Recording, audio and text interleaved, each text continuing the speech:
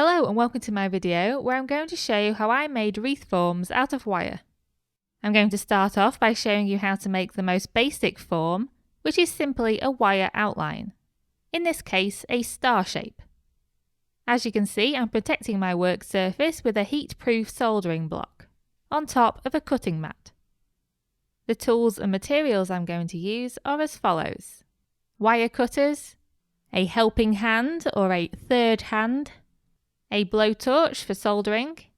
I'm just using a mini butane blowtorch from Dremel, some copper wire, a ruler, some solder wire, and some pliers. And if you're planning to make anything rounded, then you should have some curved items available, such as jars or bottles or buckets. This just helps you to get a smooth curve in the wire. The copper wire that I'm using today is 14 gauge. And I personally wouldn't recommend using anything thinner than that, particularly for the main wire shapes. And the solder wire I'm using today is designed for electrical soldering and DIY and is 1.2mm in diameter. It's lead-free and it contains flux. You'll also of course need safety equipment.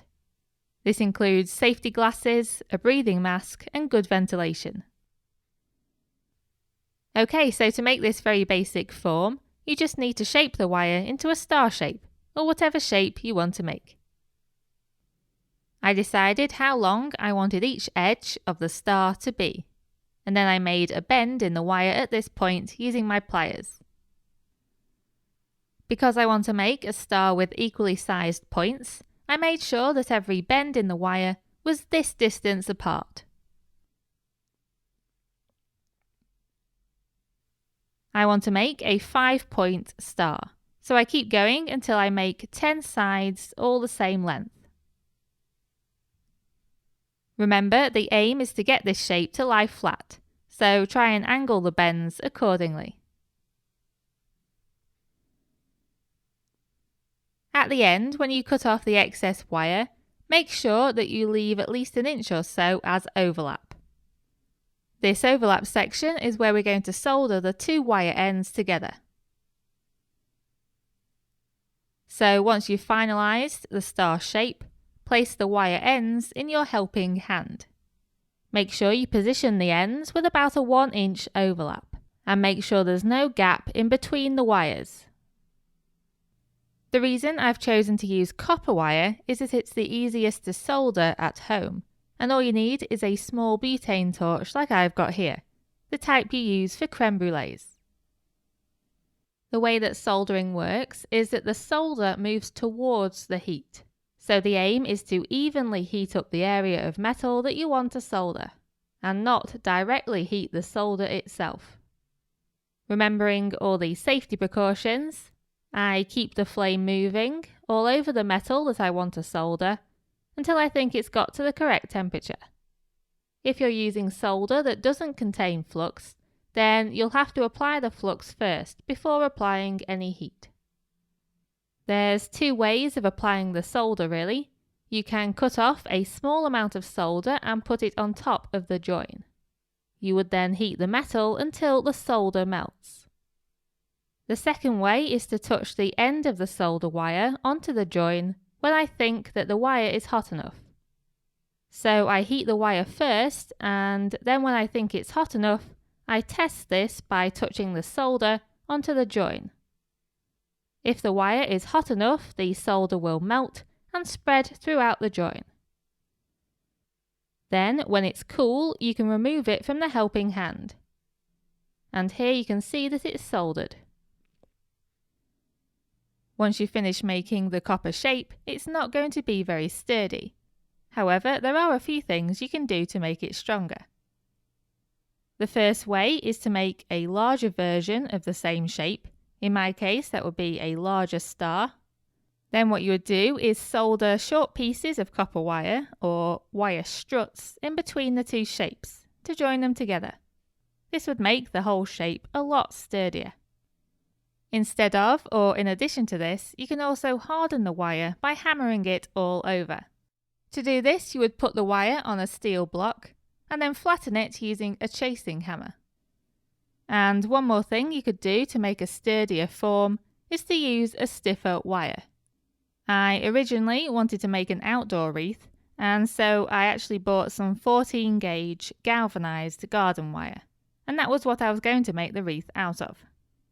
This wire is a lot sturdier than copper wire and is also cheaper.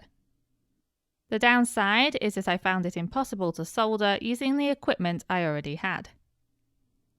Either the blowtorch couldn't get the wire hot enough and the solder would ball up, as you can see here, or it got too hot and the solder just basically vaporized. I suspect that I would have to use a different type of solder, silver solder perhaps, and also a more powerful flame. So now I'm going to show you a couple of ideas of what you can do if you have the same issue. Or you could just use copper or brass wire instead and make it easier for yourself.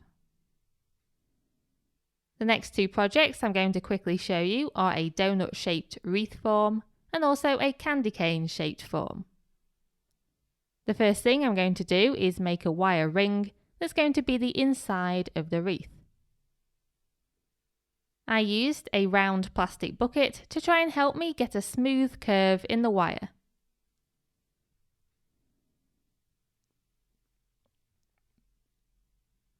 Remember that every piece for this wreath should have about 1 inch excess wire, and that's for the 1 inch of overlap you'll need when you're joining the wire ends together. I then needed to make 5 small rings to go around the outside of this inner ring. I used a roll of tape to help me shape them. This wreath is going to be shaped like a ring donut, and it's these smaller rings that are going to make that 3D shape.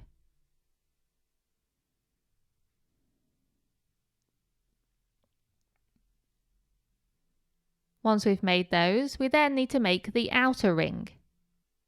This needs to be big enough that the smaller rings can fit in between this ring and the inner ring.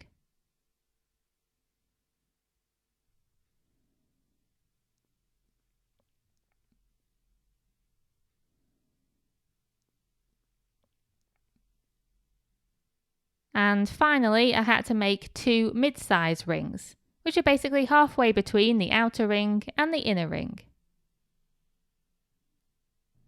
Now that we've made all of the pieces, we're going to join the wire ends together in each ring. Then we're going to attach all the rings together.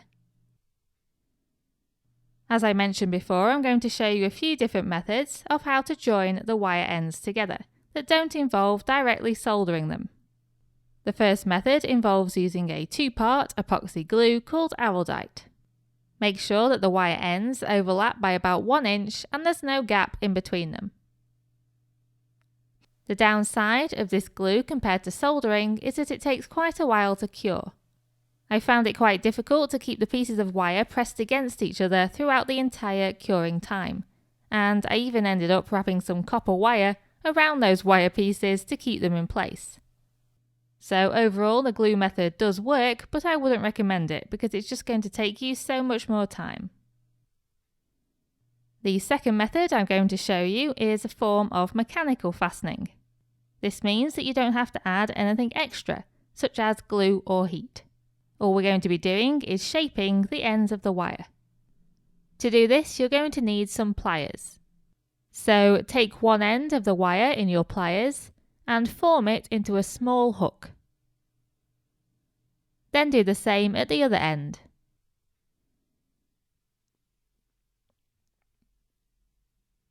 Link these hooks together before forming one of the hooks into a small loop using your pliers, and then doing the same with the other hook. Basically, you're making 2 interlocking loops. Make sure you make these loops small and consistent in size, because the bigger the loops you make, the smaller the ring will be overall, so just bear that in mind. This mechanical method of joining wires together is an easy and reliable alternative to soldering. And the third and last method I'm going to show you is where I'm going to indirectly solder the wire ends together. As discussed previously, I found it impossible to directly solder the galvanized wire, so what I'm going to do is wrap copper wire around the two wire ends and then solder the copper wire instead of the galvanized wire underneath. Obviously, the resulting join is not going to be as strong as if you had directly soldered the galvanized wire ends together. However, the joins don't need to be very strong in this project. To do this, place the wire ends into your helping hand. Make sure the ends of the wire overlap by about 1 inch and there's no gap in between them. Then simply wrap thin copper wire around this join. I'm using 22 gauge copper wire. Wrap the wire tightly, but also make sure that there are tiny gaps between the strands of wire that the solder can get into. Then all I'm going to do is solder the copper wire as I normally would. So again, I don my safety gear and I use my blowtorch to heat up the galvanized wire and the copper wire, nice and evenly. You want to heat up the whole area. Then I focus on the area where the copper wire is and apply the solder. If it's hot enough, the solder should flow across the copper wire coil. Once the solder cools down, the ends of the wire should then be joined together. I ended up using the mechanical method of joining the wire ends together a couple more times, but mostly I used my preferred method of soldering.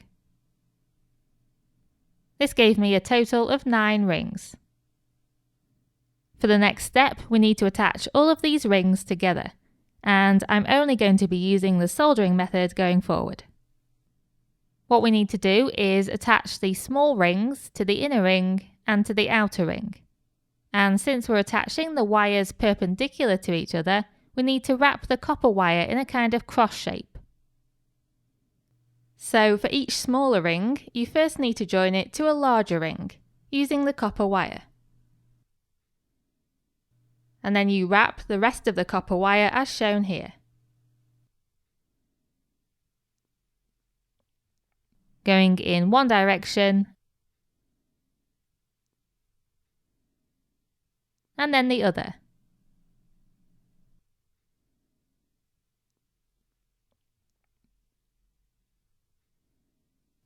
Then we just solder the copper wire as we did before. Attaching the first few rings together is definitely the most fiddly, but it does get easier as you go along.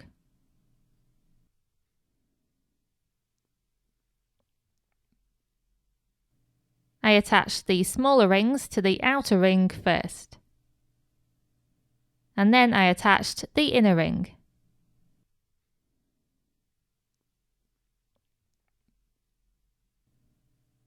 Once you've done that, you'll have the basic donut shape. The last thing to do is attach the mid-size rings in exactly the same way, and this will hold everything in place.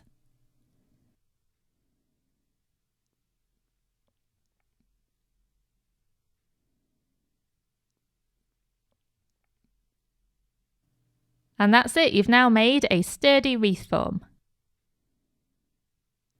And the third and final shape I'm going to show you how to make is a candy cane. Again, I'm going to be using the galvanized wire, and I just shape it by eye. If you wanted to, you could draw out the candy cane shape on paper first and use that as a guide. I used a spray bottle to help me curve the wire and also to act as a guide for the width of the candy cane.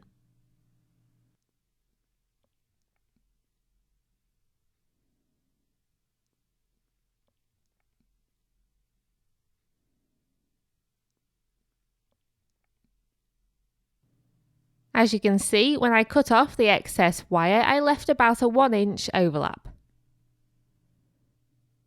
I fasten this join with the copper soldering method.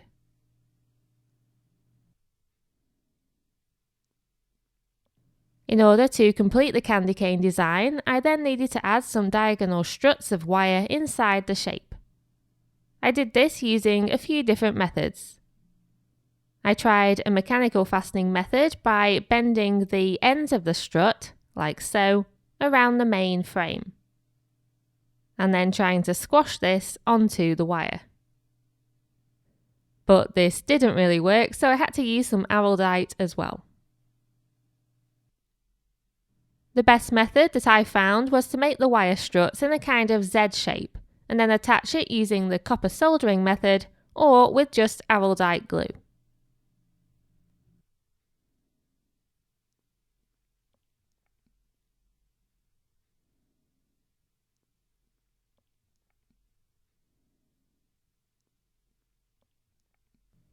And the finished candy cane should look like this.